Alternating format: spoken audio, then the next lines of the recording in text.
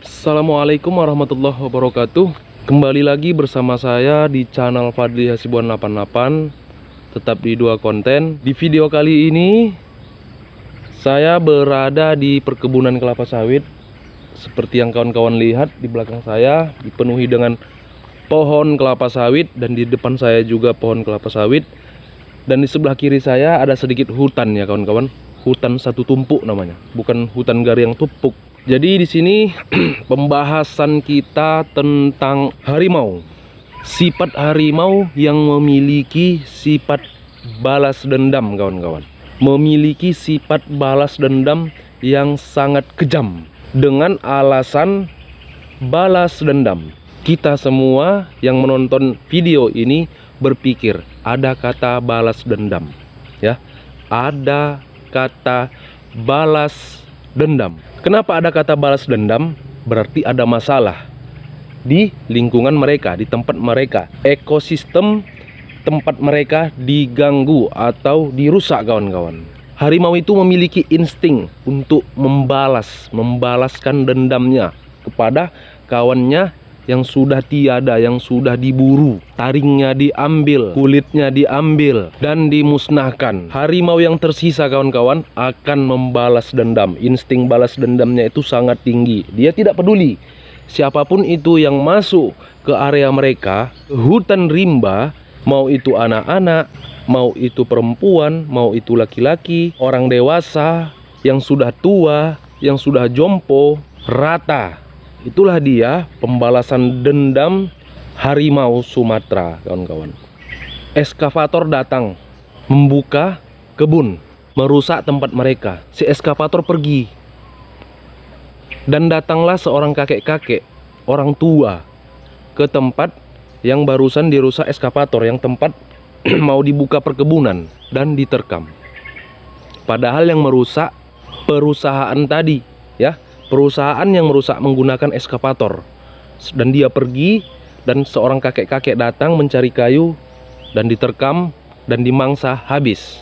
Itu tadi yang saya katakan, mulai dari anak kecil, ya, orang dewasa, orang tua yang masih muda, dihajar si harimau.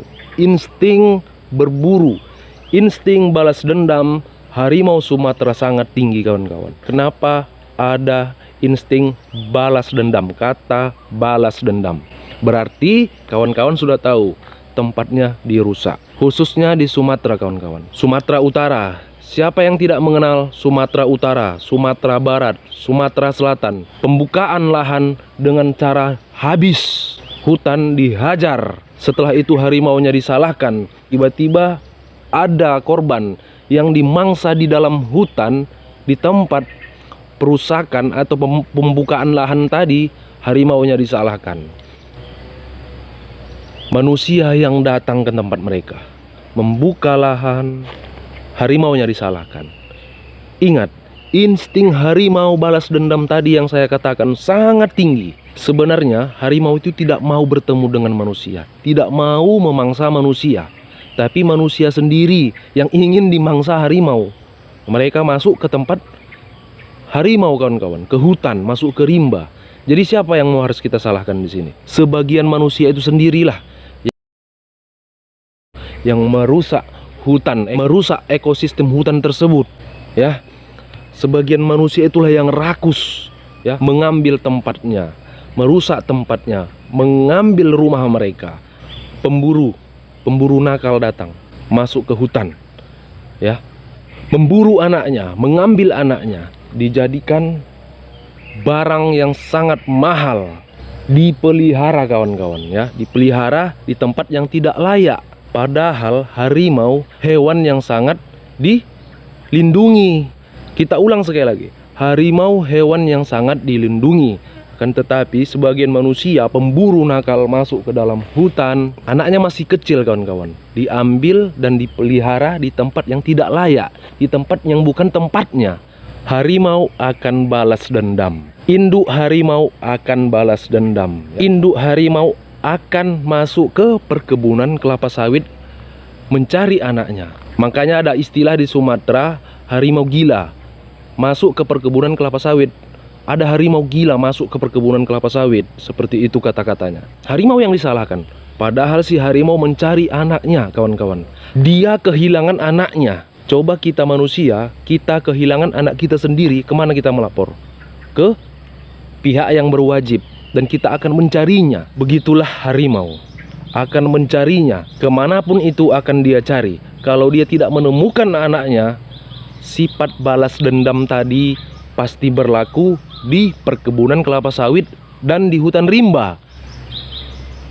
Datang segerombolan orang mencari kayu ke hutan.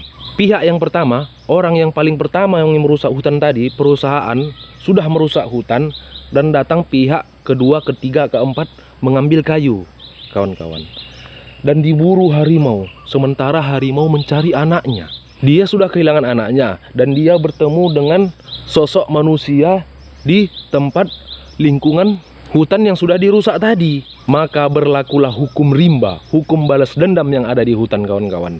Dia tidak memandang itu anak-anak, orang dewasa, orang tua, dihajar karena dia sudah kehilangan anaknya, kawan-kawan. Saya sangat sedih, kawan-kawan, melihat di salah satu video di komentar, di kolom komentar,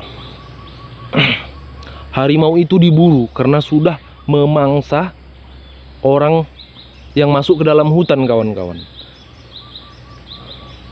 Hidup atau mati, yang pastinya harimaunya harus dapat. Seperti itu ceritanya. Hidup atau mati, harimaunya harus dapat karena sudah membunuh manusia yang ada di dalam hutan. Coba kawan-kawanku, apa tidak ada lagi solusi yang baik? Mereka yang masuk ke dalam hutan, mayatnya ditemukan di dalam hutan. Sebagian manusia itu sendiri yang masuk ke dalam hutan dan diterkam harimau, ditemukan jasadnya di dalam hutan. Siapa yang harus kita salahkan? Pasang otak, berpikir jernih, kawan-kawan. Mainkan logikamu. Duduk santai, ambil kopi, coba pikirkan siapa yang salah. Wajar saja kan? Ada istilah balas dendam, insting harimau balas dendam. Masuk pihak ketiga, keempat, kelima, keenam, sampai ke-10. Tetap si pemburu nakal. Ya, mereka memang berburu babi, kawan-kawan. Mungkin kawan-kawan pernah melihat di salah satu video di channel YouTube berburu babi di tengah hutan. Pasti kawan-kawan mungkin sebagian sudah pernah melihat videonya.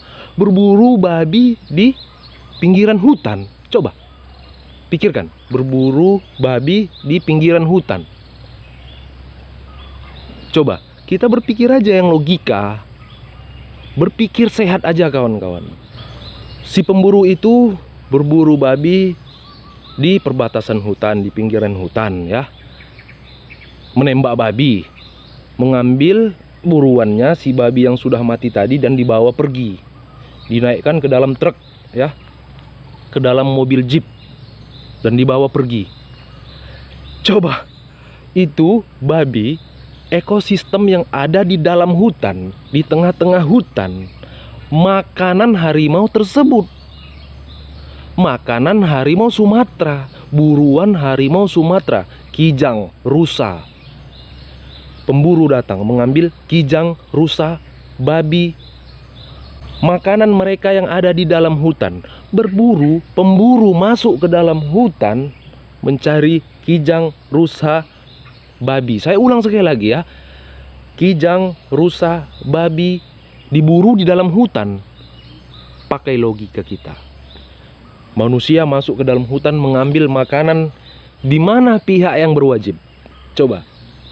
Di mana BKSDA? Di mana penjaga-penjaga hutan? Di mana polisi hutan, kawan-kawan? Kemana mereka? Harimaunya yang disalahkan.